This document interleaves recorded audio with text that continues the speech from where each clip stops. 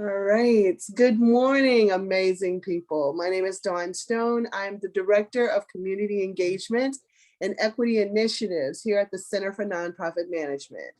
I am thrilled not only to be an educator, but to also bring some of our colleagues into this space to have a very intentional conversation, one of many that we will have in 2022 around education and equity and access. And so one of the things that I would like to do first is to thank you on behalf of CNM in our 35th year. We are continuing to grow. We are making strides internally and externally to be more equitable with our work and our works. And so with that, I'd like to introduce a couple of my colleagues who are here today. Ms. Abby Janis is a part of our leadership and learning team. She is the machine behind this work here. So without her, conversations like this would not happen. And I'd also like to introduce you to Ms. Miriam Reed, who is our education director / consultant extraordinaire at the Center for Nonprofit Management. So she's responsible for all of our educational offerings that we offer here at this membership-based entity. The three of us thank you for taking time today. And the time today is going to be spent, oh my goodness, we have all these amazing people coming in. I am so excited. I am so excited. This is the biggest turnout that I've had for any community conversation. So a little history as these other six are getting connected. Good morning, everyone. If you are able, go ahead and turn your videos on. I'd love to see your smiling face. So, this began back in 2019, and what we've decided to do is to do more of our community-led discussions. So we want to know what's important to you. So at the end of our call today, you will have an opportunity to ask some questions, stay behind, get some additional information from our three esteemed panelists today, which I will do a brief introduction, and then I will turn this thing over to them. They have done so much work and continue to do the work. And we're thankful for all of your contributions as well. Let me introduce you to what we are here to do today. Today, we are talking about Nashville schools, school choice, and giving perspectives from a leadership, administrative, and teacher standpoint, as well as families and those who are doing the work. We have Ashford Hughes, our Executive Officer for Diversity, Equity, and Inclusion at Metro Nashville Public Schools. He is here today. Have enjoyed working with Ashford. He has a wealth of knowledge that he will share. And next to him is Mr. Greg O'Loughlin, me and my allergies, pardon me, Greg, founder and executive director at the Educators Cooperative. He has done a phenomenal job of getting educators around this nation in community conversations every day about things that matter to our teachers. And he will talk a lot about that work. And then we have Mary Lawrence Minich, who is the Director of Academics at Lead Public Schools. So really, really thankful to have them here today. We will talk about equity and access in Nashville public education system. We will talk about the need and our needs and wants of community and community building in this space as they relate to education and equity. We will also talk about policy and some educational things that we need to include and maybe exclude and do more. So without further ado, I would like to turn this over to our panelists and we for being here. Mary? Okay, I am moving the slide forward. Here we go. And I think we're kicking it over to Ashford, who is going to take us through the first part of our presentation, and then we can open up for questions along the way. Awesome. Thank you, Mary. Thank you, Dawn, for providing this opportunity for us to come together today. Thanks for all the people, everybody that's joining today. A lot of people I know on the call, thank you. I first want to preface this presentation by saying I'm working half a day today, so I'm at home. So if you hear a 3-year-old banging on the door, he's trying to get in, but daddy had to lock the door so he doesn't bust through. So forgive me on the front end for that. But this is an important and timely conversation. These are the essential questions that we hope to have answered or hope to lead into more conversation and discussion post this conversation. And I know for the last several years, we have always had conversation around what needs to take place in public education. So we don't want this to end with conversation. We want this to end with reflection that leads to action. Because without action, we'll be continuously circling our wheels, talking about what needs to take place instead of moving towards what needs to take place. But these are a set of questions that we hope to have come to mind as we move forward today. Next slide.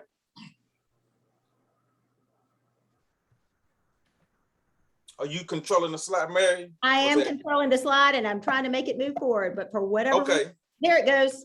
There awesome, it goes. awesome. All right. So why should we discuss equity in public education right now? Well, not only did COVID amplify some of the inequities that we see, but it also validated some of the inequities that we've seen in public education. We recognize and understand right now that when we look at the data, when we look at the lived experience of some of our students, not all of our students are getting their needs met. To address education equity is saying that we are actually going to be a champion for every student, right? But we also have to make certain that we understand what are we really addressing and talking about when we mention education equity. Oftentimes people are stating the word equity, but they're really meaning equality. And in MNPS in particular, within my role as the Executive Officer for Diversity, Equity, and Inclusion, we have taken on the role of actually defining what education equity means. So bear with me for a minute as we talk about why should we discuss it, but we actually have to know what we're talking about as we address it. So when we say education equity, which is both a process as well as an outcome, we talk about it making certain that every student receives what they need, when they need it, to develop to their full academic, social potential, regardless of their race, gender, sexual orientation, disability, ethnicity, language, religion, family background, or family income. We truly mean education equity means equity for all, and we focus on justice. But in order to achieve education equity, that means we are participating in the following actions. We promote just and fair inclusion by creating the conditions in which each person participates, prospers, and reaches their full potential. We interrupt inequitable practices, examining our biases, both at the individual and institutional level, and create inclusive school environments for each student and their families. We take responsibility, accountability for historic inequities and advancing solutions to address root cause issues through an equity-based lens of continuous improvement. And finally, which is one of the most important to me, we discover and cultivate the unique gifts, talents, and interests that every student possesses. And I think important to this conversation as we move forward talking about education equity, we cannot in Nashville, Tennessee, address education equity without touching racial inequities within public education. Many of you might have already seen the By Design documentary presented by National Public Education Foundation. But when we talk about racial inequities, that is what we talk about when we look at the data ahead of us and what we're really seeking to address. Racial inequities and racial equity is a combination of processes, initiatives, and outcomes that eliminates all forms of racial oppression and co-creates conditions that enables most of those impacted by structural inequity to reach their full potential. Important to the conversation around racial equity within public education is that it is not a zero-sum game. For us to address the express needs of certain student groups to make certain they have what they need to be successful means that we do not do it at the detriment of other student groups that may not need that support right there, right? But we have to address the racial inequities that exist at the historic level, the systematic level, the institutional level, and at the interpersonal level within public education. We can see right now that these numbers are from 2020, 2021, from the Tennessee State Education Report Card, that we had around 79,000 students last year, and that has increased this year. 40% of our students are African American. Almost 30% of our students are Hispanic. 26% of our students are white. So that's letting us know that we have a student population that is majority Black or brown. Now, what's important about that number in public education is that our teaching force, that our teachers are the exact opposite. The majority of our teachers are white. The majority of our teachers are women of a certain age. And that brings on its own challenges when we're facing an urban district. When we look at the numbers that we see from our public school population, and then we look at the demographics from our city population, we see that they're opposite. We see that our African-American population is around 27%, Hispanic 10%, white 65%. So what that shows us is that the majority, several of our students in public education, and Mary will speak to charter. I know Greg will speak to some of the teachers he works with in private schools as well. We actually have a public school population that is serving a large portion of our Black and brown community. And that comes with its challenges of trying to make certain that from a city lens, we recognize and understand how we champion success moving forward. I think next slide. So important to this conversation also is that many of our students within public education are economically disadvantaged. These numbers and what we calculate as economically disadvantaged come from the census and what it means to be living at or below the poverty line. We see that we have students with disabilities, that number. And if we were to even disaggregate that number, that percentage is still going to be high with African-American Latinx students. We look at our English learner percentage and our homeless percentage. We have a great program, the HERO program, that is run by Catherine Knowles, who is spot on about making certain that we support our homeless students. But as we in Nashville see what's taking place with housing trends, with rent evictions that have recently taken place, not just in Nashville, but across the country, homelessness and housing insecurity is a situation that we must continue to find solutions to. A number that's not up here that is very important as well is the mobility rate of many of our families. That is up to 60%. And it's not mobility because, hey, we just want to be able to frequently move around. It's mobility because of those housing trends. And families have to make living decisions based off of if their buildings are being torn down to build up more large complexes, and how those families are able to have to move around or forced, so to speak, to move around because of displacement and efforts around gentrification.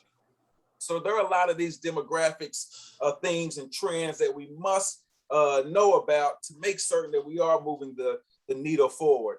Two things I want to land on in public education before Mary talks about the options within public school is that I would be remiss if I didn't talk about what Dr. Battle has charged myself and other senior leaders in our district to be a part of. Dr. Battle has charged us with one key issue that is going to be overarching across the district, making certain that every student is known. All those students that we talk about, how do we make certain that we know who they are? That is what our equity charge is. Once we know and we value every student and their families for who they are, we are better able to build a relationship, to understand what their needs are, to really meet and mandate our core tenets. Our core tenets within public education are around re-envisioning the central office as a support hub and not big brother overarching coming in and tell schools and school leaders what to do, but how do we build active and activate co-created partnerships? The second one is to identify and eliminate inequities. That is what my role is in building partnerships throughout the district. We can identify them, but now we need to make certain that we're cultivating partnerships to move forward to find solutions. The third core tenet is to empower and equip leaders at all levels. And the last core tenet, which again, you'll hear Greg talk about this a lot with the work that he's doing with teachers, but it can't be stated enough. Create and support engaging, rigorous, and personalized learning experience for all students. Again, this goes back into that every student known. This feeds into the culturally competent, culturally responsive teaching that is needed to address the inequities that we've seen longstanding in public education. There are a lot of things that we'll talk about in this conversation that MNPS is doing, and I know that our charters are doing, as well as our privates are doing. But let me leave you with this as we go to the next slide. We are talking about the importance and why this education equity is important, because everybody needs a champion. Every student needs a champion, and it cannot happen just by MNPS alone. So as our school district goes, so our city goes. We are in the process of creating the leaders, the residents of tomorrow. And again, education is the key to creating strong communities and strong, sustainable cities. And we can't do that if we don't have the tools, the resources, and the support for our students and their families, internally and externally, to make that happen. I'll stop and now turn it over to Mary Lawrence. All right, thank you, Ashford. And I could not agree more with your last statements. It is so important that we work together as a community to ensure that all of our students, all of our children across Davidson County have the options that they need in order to get the best education possible for them, and that they are seen, they are heard, and their needs are met. So I I'm Mary Lawrence Minnick. I am the Director of Academics with Lead Public Schools. Just to give you a little bit of an idea of what I do and what Lead is. Lead is Nashville's largest homegrown charter network. We serve about 3,000 students in grades 5 through 12. And we are a charter option here in Nashville, serving both zone students, and we have some optional enrollment as well. And so having said that, I want to talk with you a little bit about what our options are and what those terms mean when we come to talking about education as a whole. Within Davidson County, we actually have 3 separate school districts. So we have Metro Nashville Public Schools, which is obviously our largest school district across the board. And it is made up of zoned elementary, middle, and high schools, magnet schools, optional schools. We have a virtual school. There are alternative schools, and there are charter schools authorized through Metro Nashville Public Schools. I'm going to talk about the differences among those in just a moment. We also have 2 schools that happen to be led by Lead Public Schools right now through the Achievement School District. And these are schools that are essentially taken over by the state. They were deemed priority schools or failing schools, and they were partnered with charter schools to run those schools within the district. And we now have a 3rd set of schools within the district that are authorized through the Tennessee Public Charter School Commission. And right now, I believe we have 5 of those schools. Ashford, is that correct? 4 or 5 of the, maybe 6 at this point. I thought it was 5. Five of those schools at this point. And those are schools that are not considered part of the MNPS district. They are actually authorized completely separated. There are private schools as well, and that is an option for families, as well as those families who choose to homeschool. So let's talk a little bit about what the differences are here. Of course, private schools are independent schools. They're open by application only. Tuition is required. Some do offer scholarships or financial aid, versus homeschool, where students are educated by their families at home or by tutors at home, or as part of an educational co-op. You'll hear the word alternative school. We do have alternative schools that are part of the option. So within the menu of options within Metro Nashville Public Schools. And those are schools that accommodate educational and behavioral needs of students. So typically our alternative schools serve students who have not been really successful behaviorally in our general schools or in some of the charter schools within Nashville. And this is their chance to have some success and have the guardrails they need within the educational environment. You probably have heard a lot over the past year about virtual schools and virtual education. It looked like just about every school during the 2021 school year had some component of virtual schooling, but a true virtual school really delivers instruction either entirely online or primarily online with teacher support and supervision. And right now within Metro schools and the way also that our state government has set up access to virtual schools, we have one virtual school option within Metro schools right now. It's the MNPS virtual school, and they serve students from grades, it's 4 now, 4 through 12 now. They were primarily middle and high school, and they have extended downward as a result of the needs voiced during the pandemic. So you also, hold on. You also have, and I skipped a slide, so here we go. So I should have done this one first. We have our most common schools, which are our zoned public schools. And so this is, if you live in a particular neighborhood, your child will be zoned to a public school. And so the student is automatically assigned to a school based on where they live. You also have charter schools, and charter schools are public schools. We are independently operated public schools. So we operate under the same federal law, the same state law. We could be a zoned option. So a couple of examples here in Nashville include Cameron, which Cameron College Prep. It's run by Lead Public Schools, but it is a zoned option. We also have a KIP Kirkpatrick that is a zoned school. So kids in that neighborhood are automatically assigned there. They don't have to apply or be part of a lottery to be part of that school if they live in that neighborhood. We also have, I'm going to skip over to, we also have optional schools. And so those are public schools that may be outside a student's zoned area, and students apply for a seat at that school. Those can include magnet schools. So you may have heard of say Meg's magnet school, which is where 2 of my children went.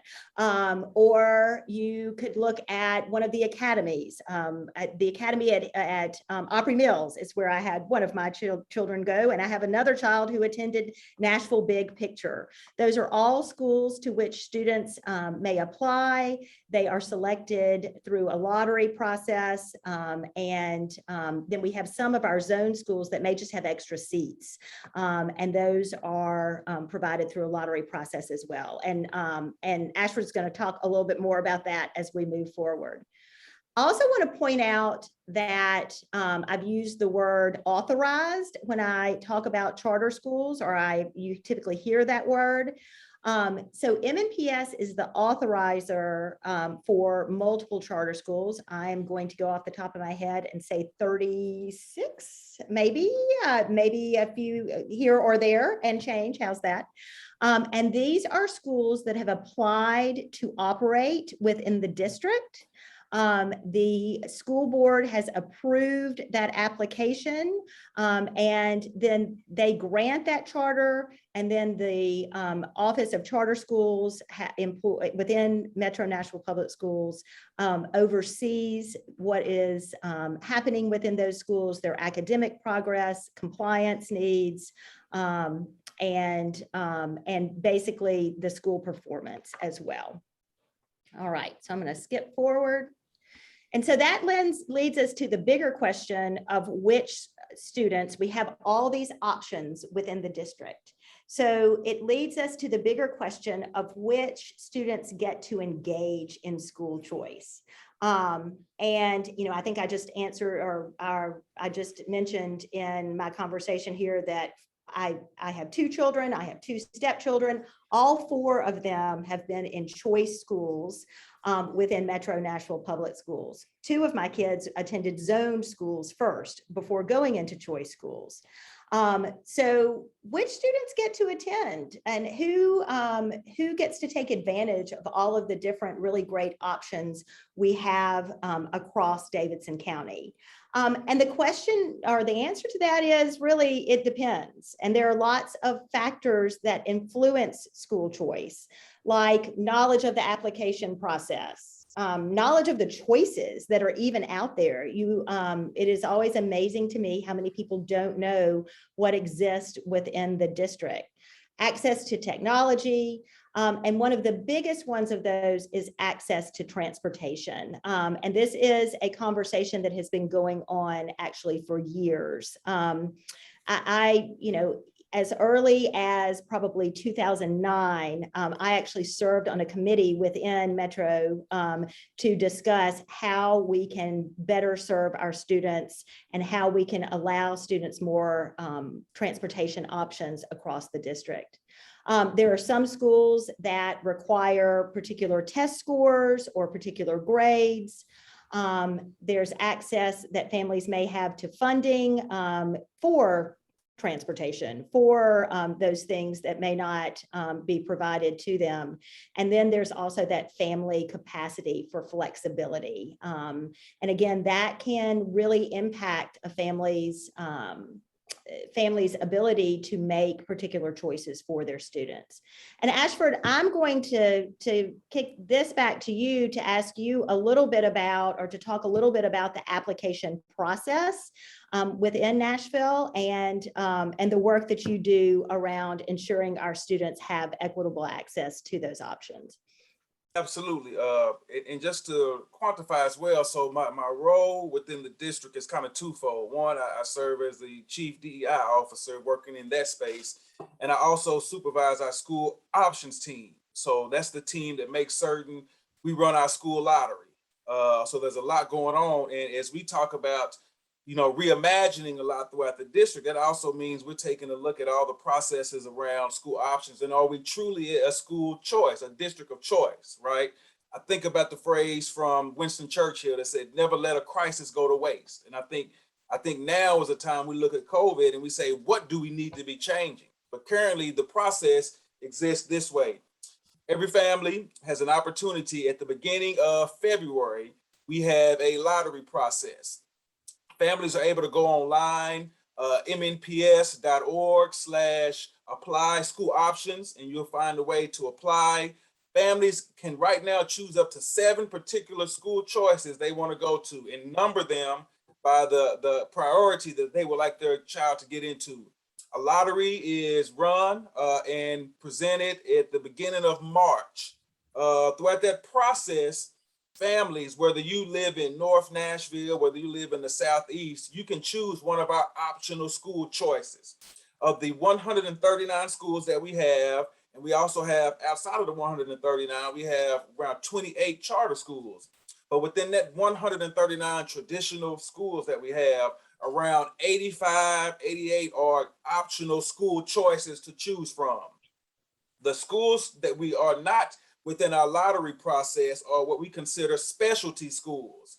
So those are our academic magnets. MEGS is an academic magnet that wouldn't be part of our choice process. MLK, Hume Fogg, they are academic magnets, meaning there are test scores and there are grade requirements that students must meet to attend those institutions. Other institutions that are not part of our choice process are Big Picture, or Nashville Classical, and those schools that have interview processes or have you have to do another appraisal to be able to get in there. So those are schools that don't participate within our choice process. But every other family can look at those optional schools that we also have online, www.mnps/school options, to identify those school choices that you want to present your family going into. And we always ask our families to make certain that you keep in mind transportation. We want to be able to make certain that you do have options, but we want to make certain that you understand transportation is limited to specific schools based on the choices that you do make. So that's where we come into thinking around reimagining what the school options actually look like. For the most part, we have a lot of families that do want to stay within their zone schools, but we do have families that, based on the curriculum that a school is showcasing, would like to send their kids to other schools. And we make certain from the school options team, working with our family information center, that we keep our families informed and let them know what each school has to offer their students. Normally, we haven't had it the last year and a half because of COVID, but normally we have a school choice fair. And that fair is consisted of having all the schools be at one venue. It had been at the fair site recently over the last several years, and come in and understand and identify what each school has to offer for them. we know that every family has different needs and every family has different choices they would like their students to attend. Me personally, I have an 8-year-old in the 3rd grade, and we sent him to a public Montessori. He attends Stanford Montessori. And that was a choice. It's in our neighborhood, but it was a choice that we wanted our child to go to based off of family members that went to Montessori in Knoxville. But families do have choices. Now, where we're getting better as a district is to make certain, how do we provide and make certain that every family knows every choice they have. Oftentimes, many of our EL families, if we don't continuously find different platforms to communicate them what that process is, they may not take the opportunity or take advantage of the opportunity. So we're working better on communicating those choice opportunities right now. What we also see is that oftentimes if a family puts #1 school on their list, but they're only able to get into their second school, the first go around on the lottery, they then go on a wait list. And depending on how many families accept their seats up until the time school starts, a family may move off of that wait list and get access to their #1 school. But it just depends on if other families are accepting their seats, if other opportunities come around that families may want to, hey, I thought this was a school of choice I wanted to go, we're going to accept another seat. But we do try our best to make certain that families understand the options available for them. But we know there are inequities within our process. And that's now why we're trying to work with all of our departments, with all of our leaders, particularly in the EL office, of how do we make certain that families know and are fully aware and know how to activate their options moving forward. But we also want to make certain that we are championing our zone schools and our community schools as well, because those are schools that are thriving, that have quality programming as well. And we want to make certain that families within the communities know about the quality schools within their own community. Hey, Ashford, we have a question that popped up in the chat. It said, does the Navigator program help with families learning about their school options? Is the Navigator program active, and how does it work?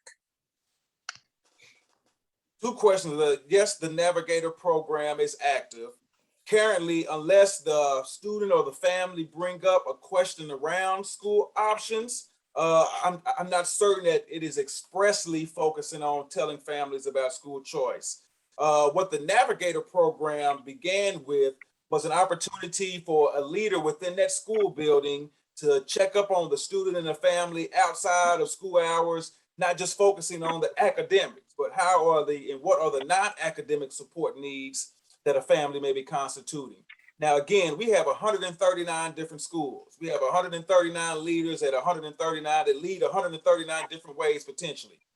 We know, and as Carrie Randolph, who leads that program, the Navigator program, we've had to fix some things. We've had to bring in from the support hub more supports for our navigators to help make certain that they have the support needed, because these are not just people that are here hired to be navigators alone. Many of them are teachers, counselors, and this is added on to their work as well.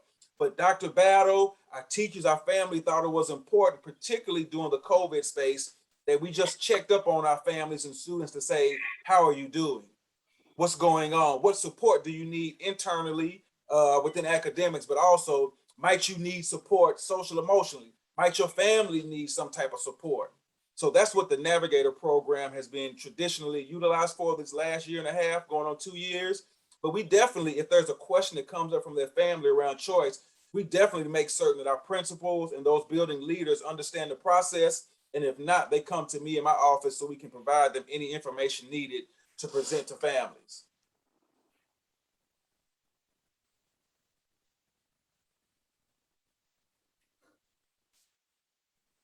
All right. Ashford, I think we'll move on to the next piece, and we just want to touch on this. I think this is a much larger conversation, but I think one of the great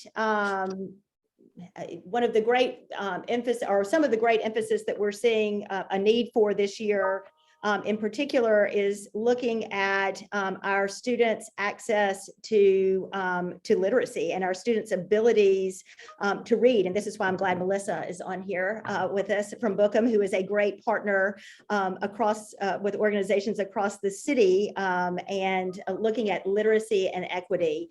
And one of the reasons that access to quality educational opportunities is so important is that when we look at our students across MNPS, and we look at how our students fared on our most recent TN Ready and end of course assessments in English language arts, we saw that only 19.9% of students demonstrated proficiency in English language arts in 2021.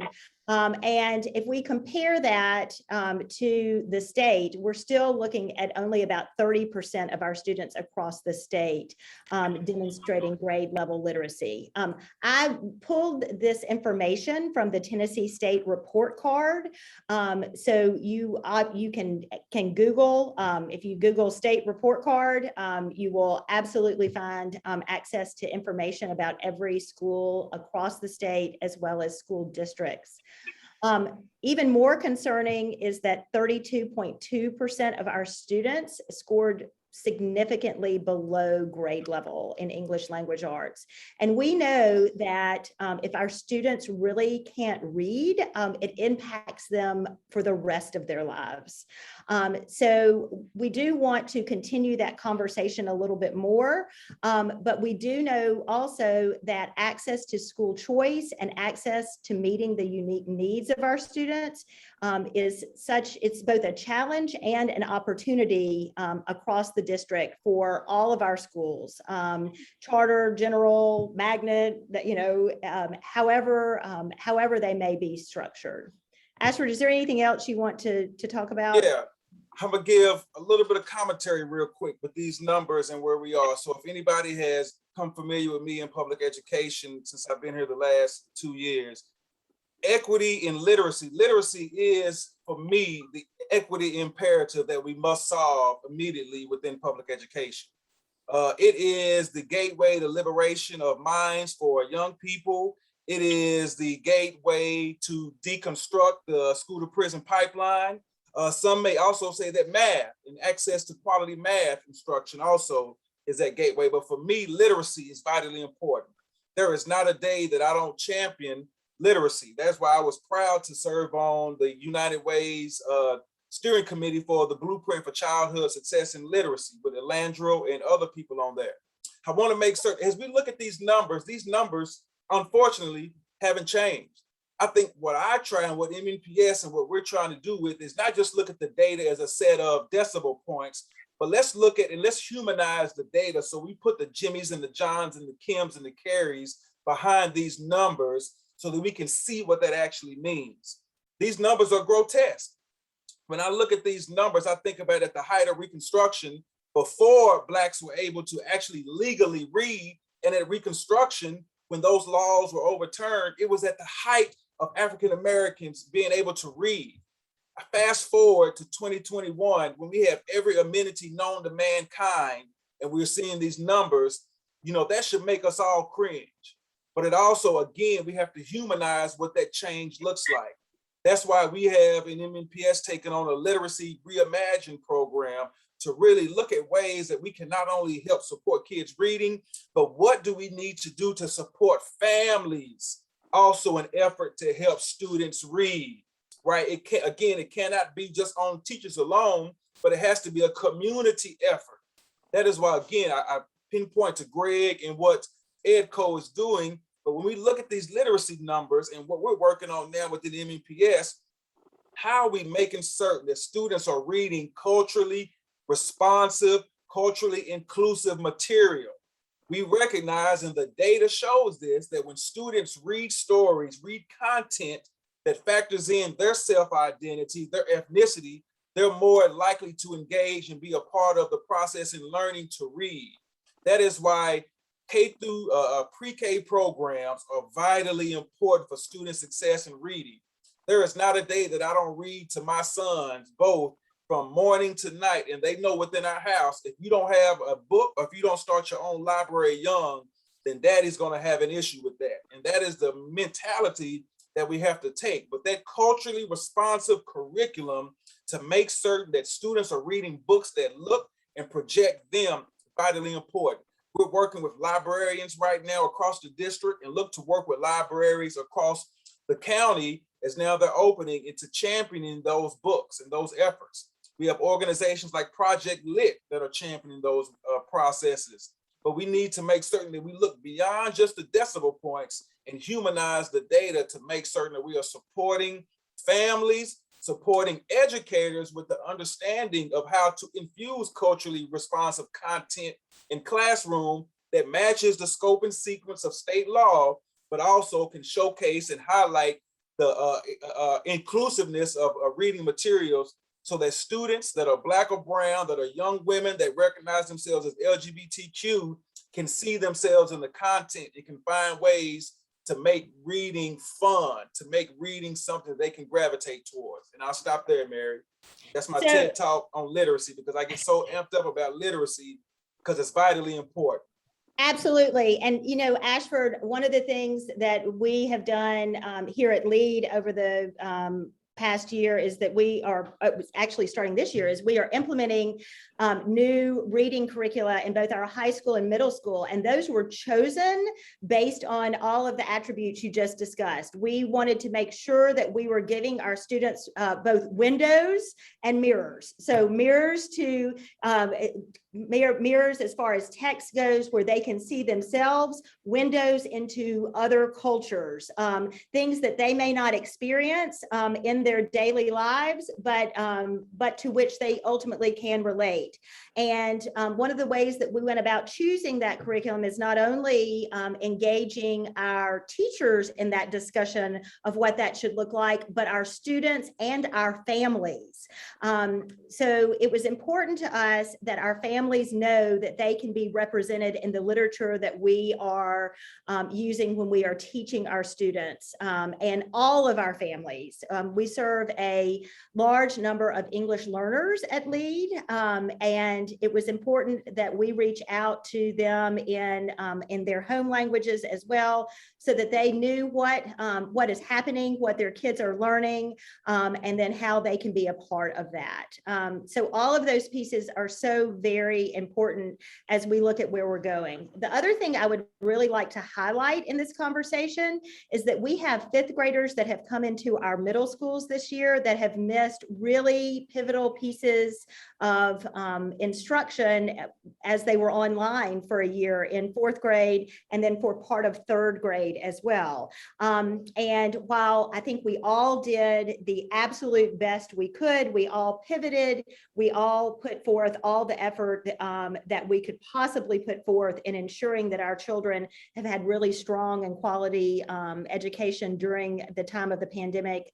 When we were online, we do know that education was not equitable across the board for students, as their families may not have had the resources to be with them all the time, to check up on that technology, to make sure that they were actively engaged as they might have been in a classroom. We're learning, we're continuing to learn, we're continuing to face some of those challenges, and we can talk about those later if necessary, but the reality is we know that this is a problem that has been exacerbated by the pandemic as well. And with that, I'm going to kick it on over to Greg as he talks about what our teachers are doing and the teacher perspective of all of this. Thanks, Mary. And thank you, Ashford. Thanks for hosting and organizing this, Dawn. It is really heartwarming to see such sincere care and interest on a Friday morning. There's a lot of ways everyone on this call could have chosen to spend their Friday morning, and it is great to see so many faces choosing to spend your time learning with us today. My name is Greg O'Loughlin. I'm the founding director of the Educators Cooperative. I've been a teacher for the last 14 years in Nashville's public and private schools. If you're not a teacher, you may not know much about EDCO. So I'm going to tell you a little bit about us. We're a highly effective nonprofit here in Nashville that was founded in 2016, and we became an independent nonprofit in 2019. We're the state's only cross-sector professional community for teachers. And what that means is that we create workshops, panels, conferences, and observations, meetings, and events, all for teachers by teachers. So when we look at the education landscape, we see Nashville as all students. So teachers in some of the private schools, teachers in the public schools, teachers in the charter schools, and the magnet schools, they are all members of our work in the Educators Cooperative. And we stay pretty well focused on developing that teacher professional community. We're the only one in the state that does this. We think we're the only one in the country, but we don't know what we don't know. So right now we keep it as the only one in the state as the type of professional community that's for teachers in all sectors. So those are the kinds of things we do. Mary, if you want to hit the next one, I appreciate you driving, Mary. That's very generous of you. It's a lot going on.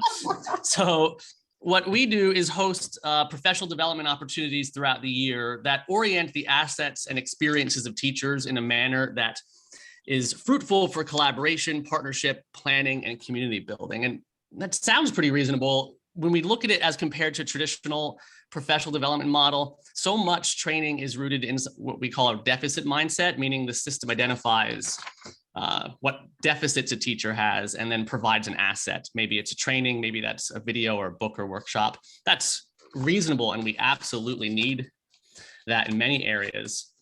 It's an important part of the larger picture, but it also leaves out a lot of essential mentorship, collaboration, creativity, and professionalism that EDCO makes possible when we start from the idea that teachers are brilliant, generous, and cooperative.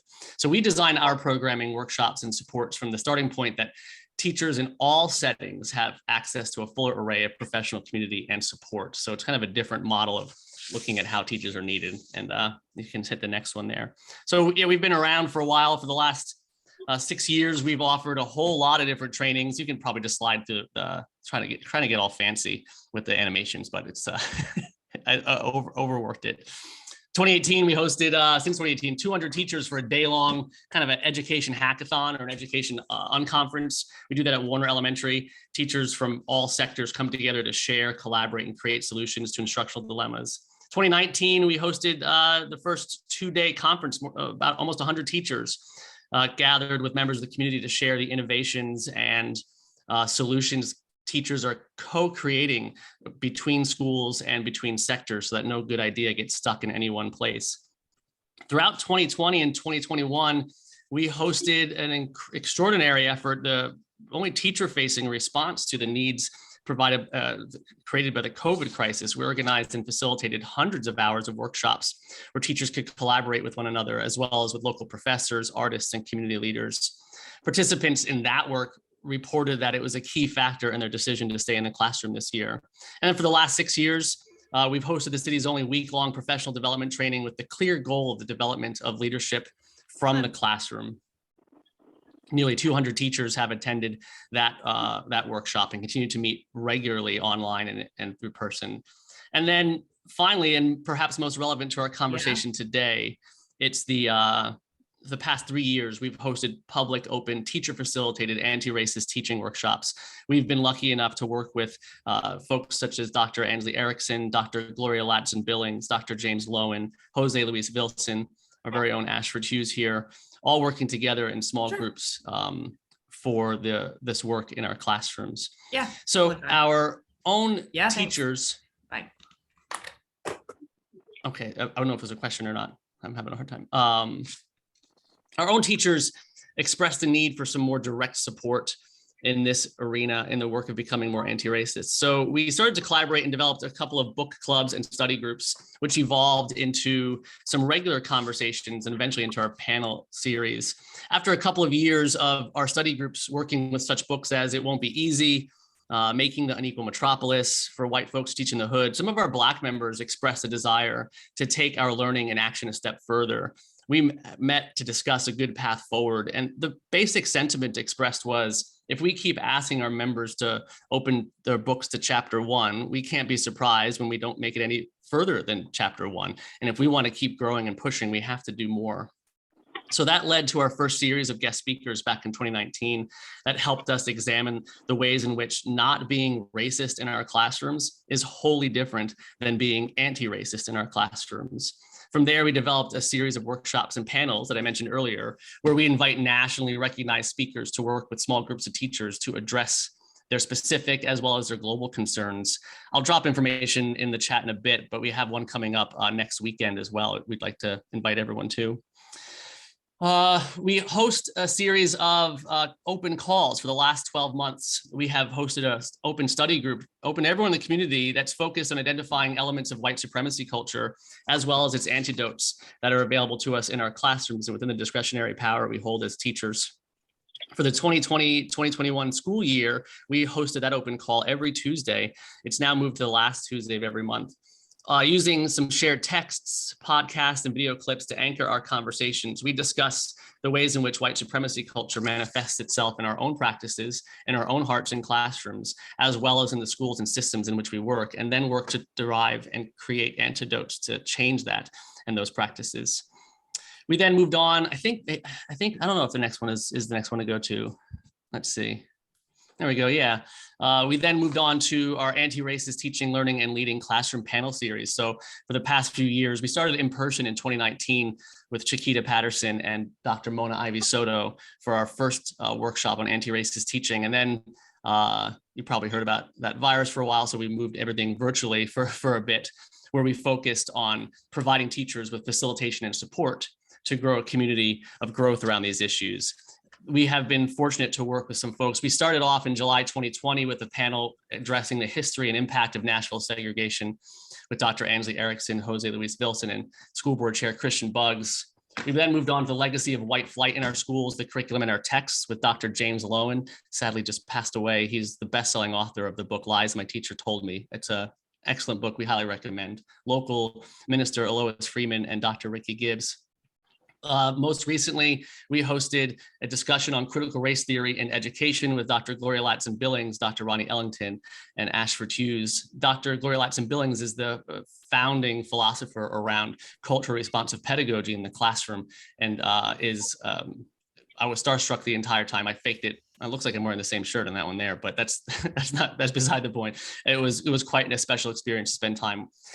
Our final one, and one coming up on October 30th, is the work of rehumanizing education as an antidote to white supremacy culture in education. We'll be working with Dr. Rochelle Gutierrez from the University of Illinois, Tom Rad, as he's affectionately known among teachers, Tom Rademacher. He was Teacher of the Year back in 2017. He wrote a book called It Won't Be Easy, and he is a classroom teacher, teaches middle school ELA, and is an author and writes books that connects with teachers in a pretty powerful way. And then locally, Dr. Nicole Joseph, who's the founder of Black Girls in STEM here in Nashville. Again, I'll share information with you about how to get involved with that at the end. So over the course of the year of hosting and moderating these events, we ask teachers to submit their questions to us. What questions do we want to be asking these panelists? And out of that, we have identified themes and recurring questions that come up at every one of our panels and in every one of our conversations. What separates the work of EDCO from most other efforts is that we keep all of our energy and effort focused on what happens in the classroom and in the work of teaching and learning. There are other orgs that spend a lot of time helping teachers advocate for change or petition for change and vote for change, and all of that is absolutely necessary. We need to be doing all of those things. And also, we need to be recognizing the discretionary power we have in our classrooms to get this done. So that's where we keep all of our energy focused on the direct action in our classrooms, developing awareness of that and remaining focused on the teaching and learning that happens every day in public schools, private schools, charter schools, home schools, magnet schools, all the ways in which Mary described the choices in the area. We found that the more teachers do this work, the more they recognize the need for this work. So many of us, as I said earlier, don't know what we don't know, and this discovery process is illuminating. We are gaining a greater definition and understanding of the contours of the systems that dehumanize teachers and our students, as well as the parts of the system that are rooted in white supremacy culture, extraction, and transaction. That can be empowering, it can be overwhelming, that can be exhausting, and often that is all three at the same time, right? It takes a community like EDCO that is built on trust, vulnerability, and growth to help care for that kind of work. So I want to review some of the topics that get suggested. Again, we host these leaders, authors, teachers, and ask folks to submit questions. Loving, focused, and curious teachers from all over share their hunger for knowledge in these areas. So how can I best support my students, right? It should come as no surprise that at every one of these opportunities, the very first thing on the front of mind and the front of our hearts is the students that we're caring for. How do I best care for my students? It's a desire to learn more about the practices and choices that I can make that will create a space where my students can feel safe, supported, seen. Not surprisingly, teachers are devoted to ensuring that they are providing the best possible experience for students, and it's the most frequently occurring question. The next one that comes up says, how can I do this work when I'm one of only a few Black teachers or a teacher of color, and there's not even a hint of awareness that this work is needed or important? As Ashford shared earlier, there's a great need for more Black teachers and teachers of color in schools. When faculties have limited diversity, the burden of raising awareness and learning too often falls on the shoulders of our Black teachers and other teachers of color. This is exhausting, triggering, and entirely not fair. If they don't do it, it doesn't get done. That's a really tricky situation. So strategies and supports are our second most frequently requested need in this arena. And then how do we reconcile the lip service being paid to the work of anti-racism and then the systemic demands of our time and attention? So we have a lot of really great ideas that people say, yes, of course, we're going to do that. When it lands in the classroom, though, against so many elements of the system, the scale of that work doesn't match well with the time, support, or capacity that the issues require. And that creates tension between hearing big, broad statements of commitment and finding very little support resources or training. And so when teachers come together to try to create and co-create solutions, it can be super helpful when people can build on the successes that one another are finding in their classrooms, so we don't have to continually reinvent the wheel every time we seek to address these ideas. So I was hoping to provide a quick look at the questions that come up on our monthly calls, previously on our weekly calls, and frequently on our panels that are pretty common. And if you don't mind, I could share just a couple of opportunities to connect through EDCO and the work with teachers. Like, as I mentioned, the anti-racist panel coming up on Saturday, the 30th. I'll drop in the chat here. I think I will. There you go. That's the direct link to register if you want to do that. You can find out more information about that panel on educatorscooperative.org. Also, all of our previous panels have been recorded and are available for free. So you can watch both the recorded portion as well as the live breakout rooms if you want to go back and hear some of those ideas that were shared. First Tuesday of every month, we continue to host an open call on anti-racist teaching, those practices and ideas.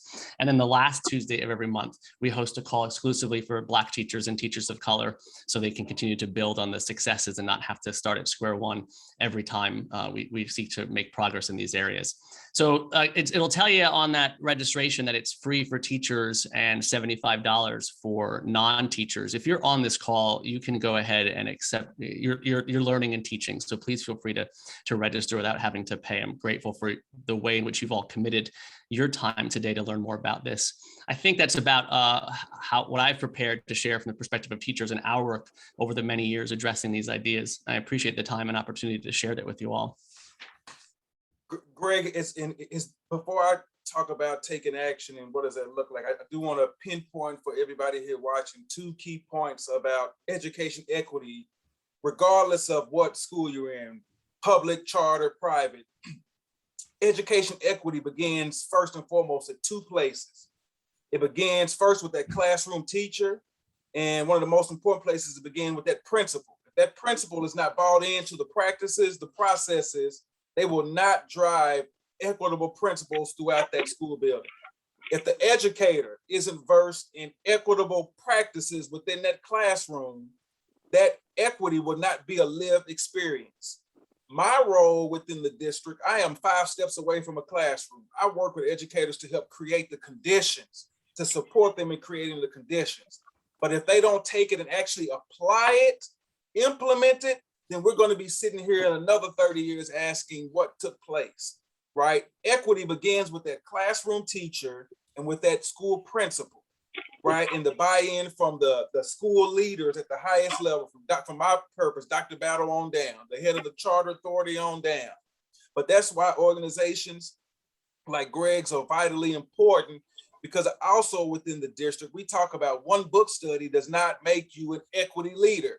One implicit bias training does not make you an equity leader. These things have to take place over a continuum of time, and it has to be expressed and it has to be intentional. and we're setting up rubrics to look at what does it mean to be an equitable leader? What is the proof that you have taken the responsibility, that you have gone through the training, and that your practices have shifted in order to create equity? And that is why it is important to notate that in organizations like Greg and others are needed to support teachers in a time, unfortunately, when our teacher prep programs aren't preparing our teachers right now to come into schools day one with real life experiences in an urban district and urban classrooms. So we're working with teacher prep programs to give them the real necessity of what's taking place outside of the academic learnings that they're taking. We have a lot of programs, Belmont, the Bridges to Belmont. We're doing a lot of stuff with schools, TSU and others. But when a teacher comes into a classroom dealing with students that are coming from a different background, that are dealing with different social economic issues within the community, oftentimes it doesn't mesh with their background. That's where the tension, or that is where the inequities occur. And we have to address those head on with continuous work. I wanted to stop and just say that without jumping over the importance of making certain our teachers are supported, but they're versed in the research, the data, they're versed in understanding what does it mean to address inequities, and they live it out within their day-to-day experience. And then that principal being equipped as a leader to do the same thing. There's a book for principals by Principal Barate Kafele titled, "Is My School Better Because I Lead It?" Right? Is my school better because I lead it? A vitally important book for all principals and school leaders. And I'll stop there. Thank you, Mary Lawrence, for letting me go on that little tirade for a second. Thank you, Ashford. I just want to add, thank you, Ashford, for reiterating the role that a teacher, teachers are the single most important factor in a school-based factor in a child's growth and learning, and that leadership from the principal. I see the question there from Melissa. Yeah, Melissa, I appreciate you asking about that. So I would say that the attention that the new state law and the, I don't know how to describe the increasing temperature around the, discussion around these topics has certainly brought some attention to the work we have been doing for many years. It has made it has taken what was a pretty pedestrian and scary kind of internal work of identifying our own elements of racist organization, or kind of like who we are as a people, and put it under a spotlight and a microscope that is very odd. We've been doing this for years, and all of a sudden we're getting interest from newspapers and politicians and things that say, wow, that's a couple of years ago, this was really boring, quiet solo work, and now all of a sudden it's making headlines. So it's very odd the way it has had an impact. It doesn't have an impact on our model, right? We're not affiliated. We're an independent organization. We do fundraising campaigns. We write grants. So we aren't affected by the ways in which Governor Lee has determined that there are certain things that teachers can't say in their classrooms and certain histories that cannot be shared. That doesn't necessarily affect our work, in as much as an organization, we don't accept dollars from, or I guess it's never really been come up, but we don't accept dollars from the situation where those are prohibited. But it certainly does increase, I would say, two things. One, a teacher's recognition of the need for the urgency of this work. And then I would say they probably didn't see this through, right? So we're seeing it, it would be inappropriate and maybe even arguably illegal for teachers to say, hey, today's the day we're gonna dig into critical race theory, like sixth graders, like a graduate school legal theory that we're going to dig into. That was never happening anyway. And then, but what's happening now is that students are saying, hey, what is all this about? I keep hearing that you're not allowed to tell me about this anymore. Can you please tell me about this? And so I can answer a question. I can't necessarily inject my own perspective in it out of the blue, but if students are continually bringing up, I need more information about this topic so that I can be a member of my community and discuss things with my family members, friends, and aunts and uncles. Can you please tell me what the controversy is here? It would be neglectful for us not to address the needs that our students are bringing to our attention in that manner. So it's affected in that way. Thank you so much. We also have another question in the chat from Miss Alandriel, and I'm so sorry if I did not say that correctly, Lewis. She says, I often see when it comes to academics that rigor is the answer to providing equitable education, especially for students of color. How do we recognize that a lot of the characteristics you find associated with rigor are inheritably equitable, i.e. very high grading scales, overemphasis on testing, etc.? And if anyone else has any questions, please feel free to put those in the chat. We have 3 amazing panelists that can answer them. So I'd like to talk a little bit about the question of rigor. You know, this is a question that has impacted my work since I first began teaching, because I actually started my background is in exceptional education. So I actually started out as a special education teacher. This was the big question then as well. And a lot of it has to do with access to grade level standards, access to grade level content, and the preparation of students for life after school. So much of the work that we need to focus on is really preparing our students to be active participants in their community and to be able to sustain themselves once they're out of school, and to have access to the opportunities that they want to pursue after school. So it's a wonderful question, and there's a lot of struggle around it because, I have mixed emotions about test scores. I see the need for testing in that it does give us it does act as kind of a temperature check of where we are, but the amount of emphasis placed on it is really not the best for all kids. And that's the Mary Lauren's opinion. I'll say that. But what I will also say is we want to make sure that we are not, or that we are striking the balance between providing our kids with the opportunities they need, because, I've often said you can love a child right on back into poverty by not having high enough expectations for them. And we see that a lot because we really want to make sure that we are instilling in our teachers the belief that our children can absolutely succeed and can absolutely accomplish things that others may not have thought that they could, or society sometimes tells us that they can't, while also providing them with the supports that they need to reach those goals. And that's why I think that it's so important, particularly as we look at core subjects, reading, math, that we provide students with the intervention opportunities that are necessary for them. Ashford, do you have anything to add? I would say, thinking about the question, I have to refer back to a lot of what we see in that effort is state sanction, right? So this is where advocating at the state level and making certain that, when you look at the education committee, how many of those that sit on the education committee are actually talking with educators, right? About the scope and sequence, right? So being realistic, many of our educators, they have to follow and they are being assessed on certain things. That assessment leads to, will I have a job? So if the assessment is being driven from the state based off of certain criteria and mandates, right, and it is part of the scope and sequence process, unfortunately, they are following that process, and it doesn't always lead to the methods that we need to see and push forward so that students are receiving academic rigor and are changing their trajectories, right? And I cannot blame someone for looking to say, man, I love this profession, and I also want to keep doing this profession, and I'm being graded and assessed on whether I'm going to stay in this profession based off of this criteria that doesn't mesh with where we need to go.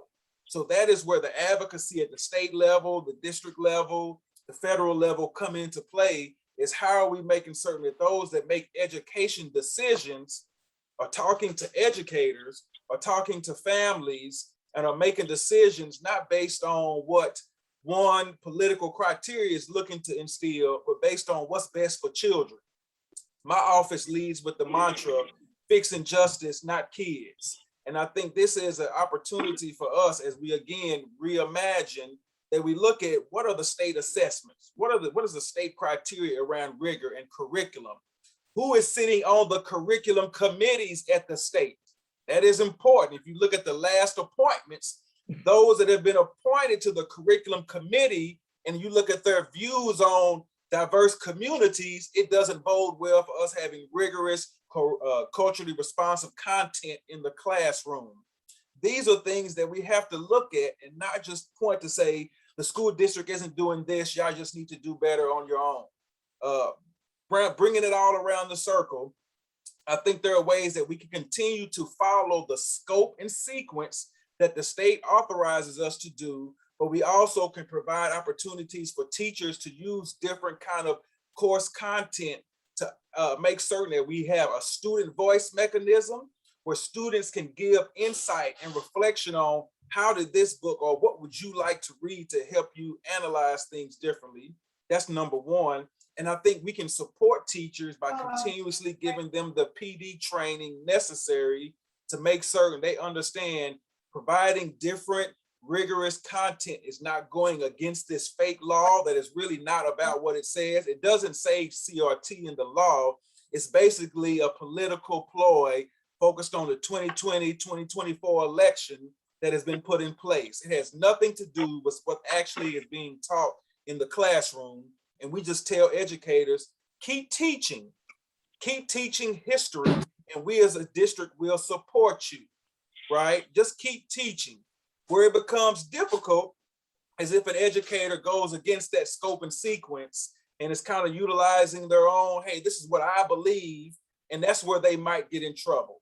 Educators follow scope and sequence, continue to teach history, which history is things and facts that we can prove, and they will be okay. And that's what we have told our educators within our curriculum and instruction department, and that is what we're going to continue to follow up with from here on out. The language is, I think, actually prohibited concepts in education. And so, which is interesting. I'd also like to kind of circle back one, and Greg, I'm sorry. One of the things that I also think that we need to really keep in mind too, when we think about equity in education and preparing students for what they want to do after school, is that if we are not preparing our students and providing them with the opportunities to be able to really show proficiency in whatever term that is, in reading and in math, one of the greatest impacts to our kids is it actually costs them money if they are trying to go on to college, because they are having to take remedial classes.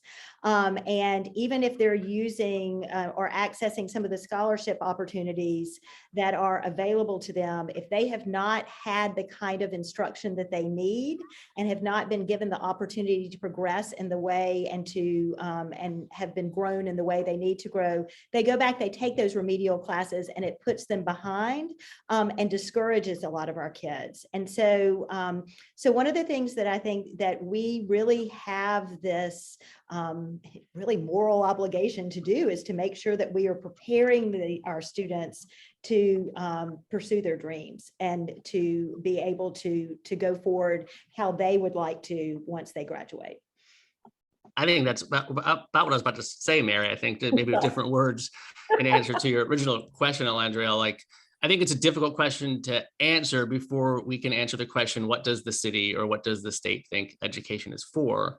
If there's not a shared sense of the purpose of our work, then questions about assessments or rigor or behavior are nearly impossible to answer in a satisfying way. So if the city thinks that education is primarily for job readiness or a specific test score increase, and the answer to those questions will look different than if the city thinks that education is to serve students in their journey to become their best selves or to become better neighbors or to be able to learn about themselves.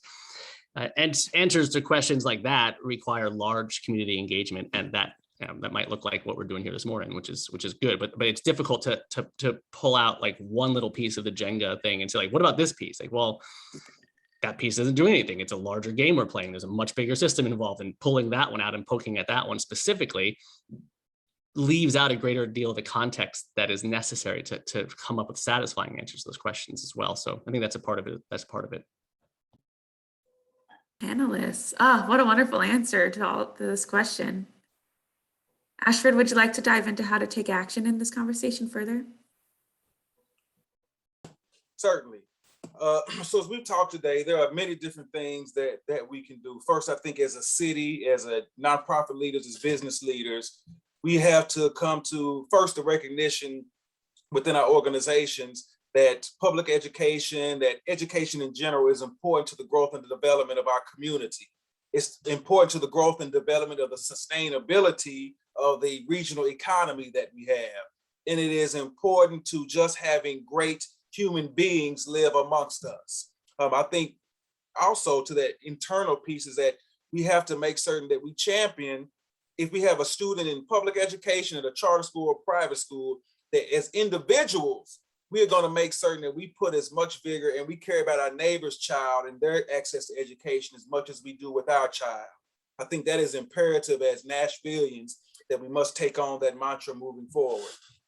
Yes, we definitely need to make certain that we dive deeper as a community and within your organization to read books, to watch documentaries. I would recommend everybody on this call, if you have not seen the Public Education Foundation documentary By Design, please contact them to review that as an organization.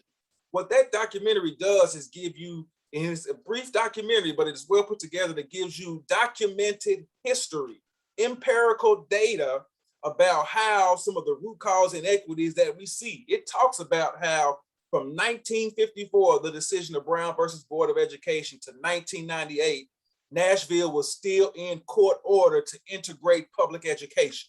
Think about that. 1954 to 1998, we still were in court, trying to make certain that schools were integrated. I want everybody to soak that up for a minute. Great documentary. There are many books that we also can read, right? Join a book group, right? I think one of the important things that we can take action, visit a school, whether it's a public school, when the time is right, when we're back in place, visit a public school, visit your local charter, visit a private school, but by all means, good grief, visit them and do not just go off of hearsay about what third parties said about said school. Visit for yourself. Go into the school, talk to the leaders when the time affords itself, or do a virtual tour to learn more about education and what's going on hands-on. Advocate, right? Make certain that we know the laws that are coming. Currently, right now, Governor Lee has across the state, we're going through BEP town halls. And that is the formula by which many of our school districts acquire state funding, right?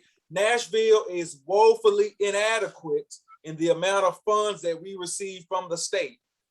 Participate here, learn about what's taking place with these BEP meetings that the governor and other leaders are leading, so we can make certain that Nashville gets its just due equivalence of the money that we as taxpayers pay for, we buy into. Write letters, write op-eds about the importance of education and what you and your organization are willing to do to make certain that you're a champion for education in our city moving forward. And as always, you can donate to those organizations impacting public education, whether it's EDCO, whether it's Urban League of Middle Tennessee, whether it's organizations like Conexion Americas. Focus on those organizations that are actually doing the work and supporting education right now. We have strong partners, Public Education Foundation, Pencil, Alignment Nashville, that could use the support. United Way of Middle Tennessee, other organizations that I could go on and on, Equity Alliance, that are looking at how they can impact children and impact educators moving forward.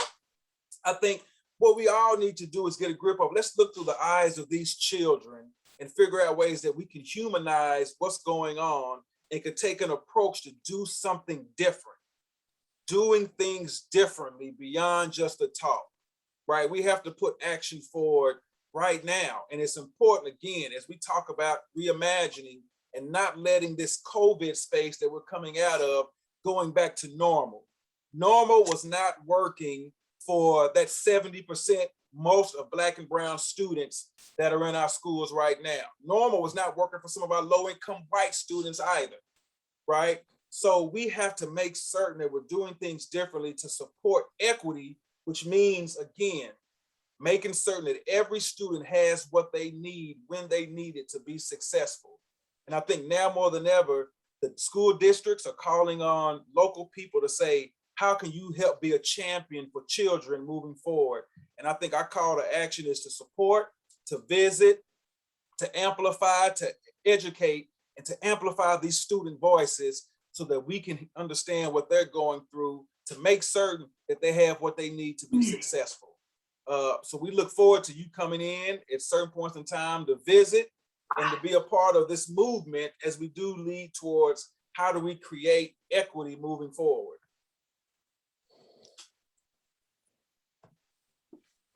I would also be remiss to not mention the workshops offered by Center for Nonprofit Management on these topics as well. Absolutely. All right. So I see, real quick, I see a question that came in from Susanna. And this is, I guess, for anybody, while we have a little bit of time, what do we know about partnerships with the growing business tourism sector in Nashville? Who is helping connect the money flowing into this IT city going toward education and or related nonprofits? Does anybody on the panel want to tackle that first so I can jump in, or? Hey, Greg? hey, Ashford, Yes.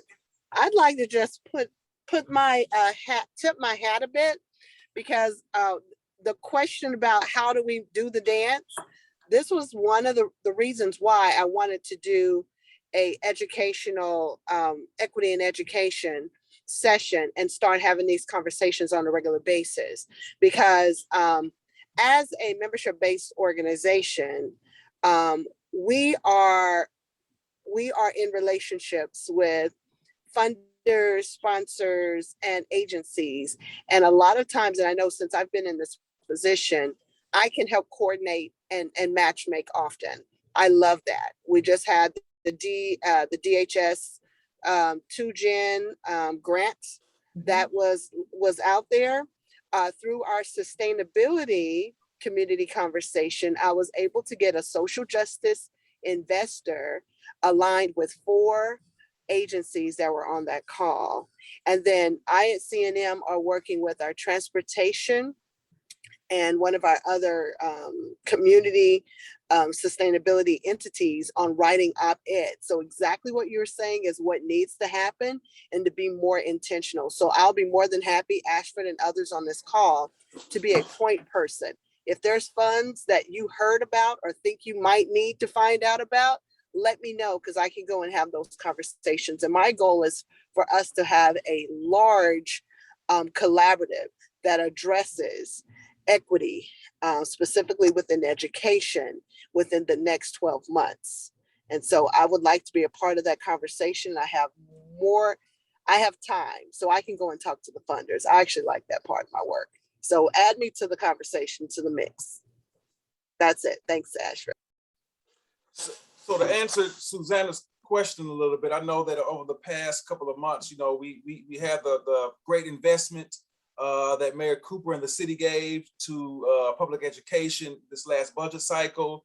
We've also been working with organizations like Amazon, Alliance Bernstein, and hopefully soon Oracle to really sit down and discuss. These are the areas of focus that MNPS is championing towards right now: literacy, transitions, getting kids ready for graduation and post-graduation opportunities, and finding ways that they can come in and fit in with resources via dollar signs, but also resources in the form of people and volunteers. We have an important initiative where we're trying to get 2,000 tutors for students across the district so we can accelerate learning. We do not talk about learning loss because that is not a term that is factual.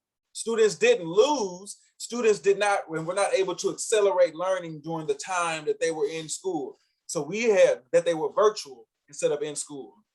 So we are seeking people power as well to make certain that students have a mentor, have a tutor to help them navigate to get back where they need to be to continue to accelerate learning. We're still in the early stages of identifying some of those other tourists, those organizations that are coming in to be able to identify where the supports are needed and where the help is needed to make certain that everybody has what they need, and that we're using those resources to make certain that we're getting a return on investment and we're leading by utilizing strategies that produce best outcomes. Not just best strategies, but those strategies that produce best outcomes based off of data, research, and lived experience. Greg, I saw you click on. Yeah, I just wanted to, I'm it's music to my ears, Ashford. It's a bummer the time we get to spend with each other is usually on panels like this, because I just love hearing what you have to share and what you talk about. And I'm so grateful for what you're talking about. What we talk about in EDCO as teachers is that it wasn't learning loss, it was accelerated informal education, right? Students came to us this school year with a new set of skills and abilities and experiences and that they have never had before. Every kid in the district received a laptop. That is unbelievable and the result of an extraordinary effort. And it requires an additional amount of attention and care from the teacher to recognize that as accelerated informal education. There absolutely is a need that's addressed. And it was mentioned already that fifth grade, we see that the majority of our calls and needs for support are coming from that fifth grade spot, because most of those students would have left 2020 in third grade and spent all of fourth virtual, and then now they're in a space where feeder schools are coming from all over. And it's not only the gap in the specific standards, namely cells, the parts of a cell, that fourth grade stuff that gets hit in the science that is really hard to build off on fifth if you don't have, but also the essential social emotional learning that is required, that only happens when you're able to spend times, accidentally bumping into somebody at the lunch line or cutting in front of somebody and say, oh, I'm sorry, and navigating all of that. That's the stuff that teachers are spending all their day doing as well, negotiating and helping to coach that sort of social emotional development. And so it's back to that stuff that Edco talked about earlier. When we look at that experience through a deficit lens and say, yeah, that is a loss, well, then everything you orient moving forward would be oriented around a loss and a lack. Whereas if you say, wait a second, let's instead look at the accelerated informal education that happened, starting from the assets. And what did my kids come into this year having learned, having experienced, having to navigate on their own and with the help of a virtual teacher and their families? What can we do to orient those assets in this classroom and in this space? And that creates a big tension because the system isn't prepared to accept that accelerated informal education piece. It's really tricky, but I love the ways that the word learning loss has a very specific political goal. It's not to do with teaching and learning and effective pedagogy. It has to do with other things, headlines and budgets. It's an issue of what we do with our kids and how we accept and nurture their assets that they bring to our classrooms with their advanced informal education. So I just wanted to put that in there as well.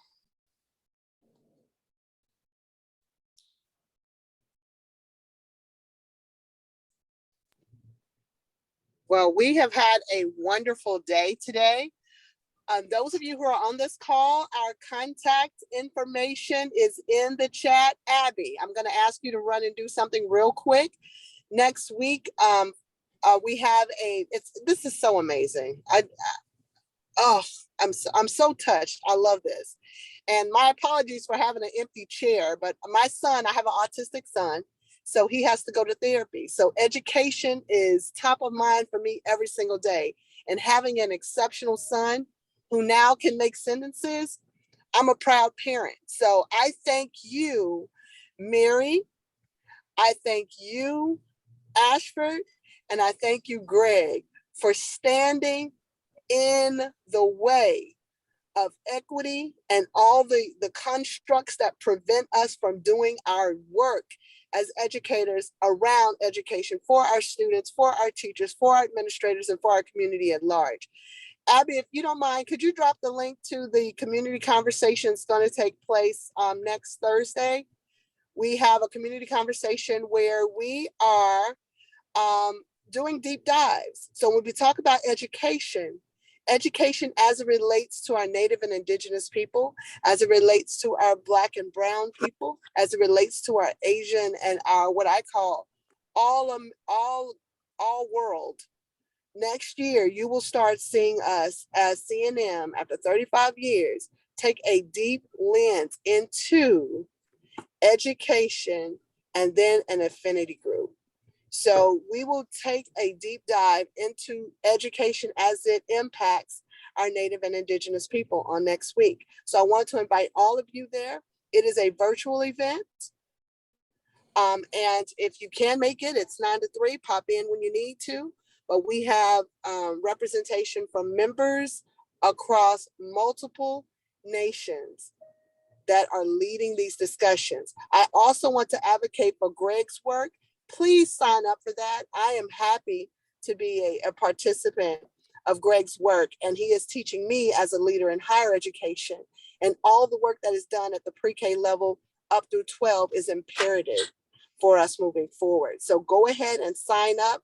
You will get a copy of this recording, as well as any links that our speakers are providing. They're going to send that over to us.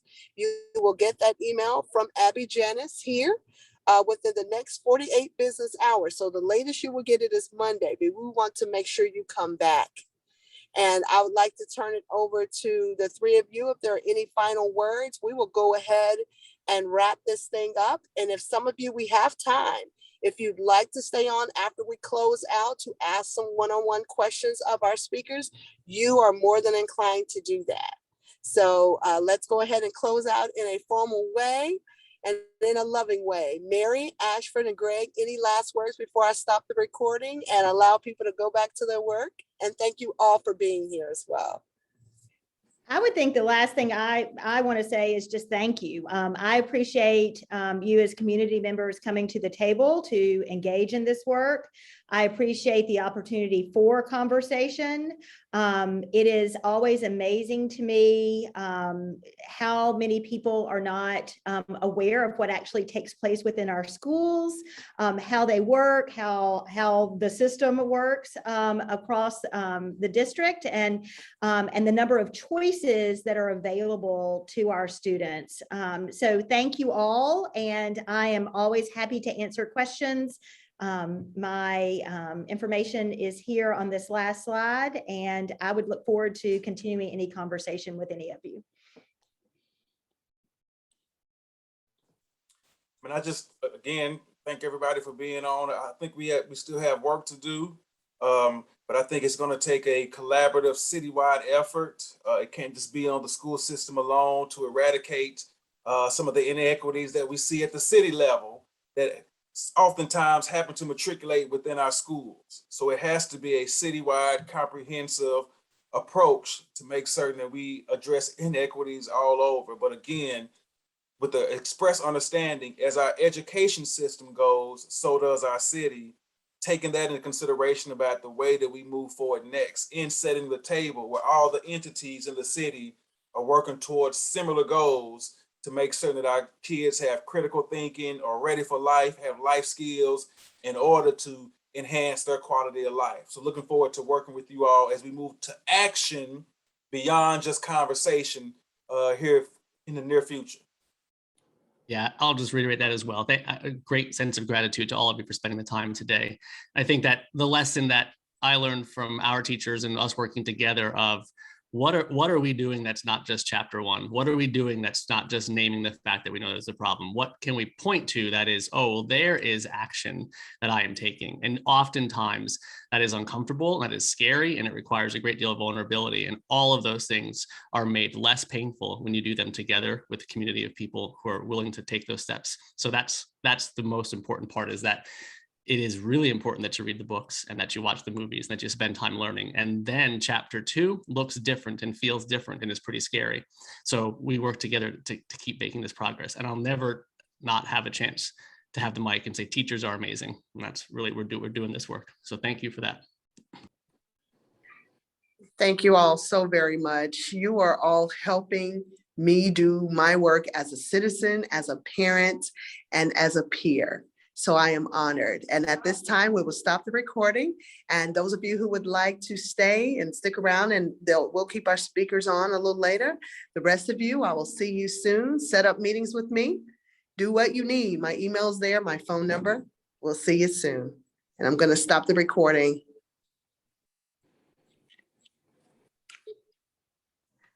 Actually, Mary, I think you have to stop the recording. Oh. I made you. I made you let's see. the host. Made me the host. Okay, hold on. Let me. I can claim host back. Oh, I just did. Oh, you just did. Okay. Yeah.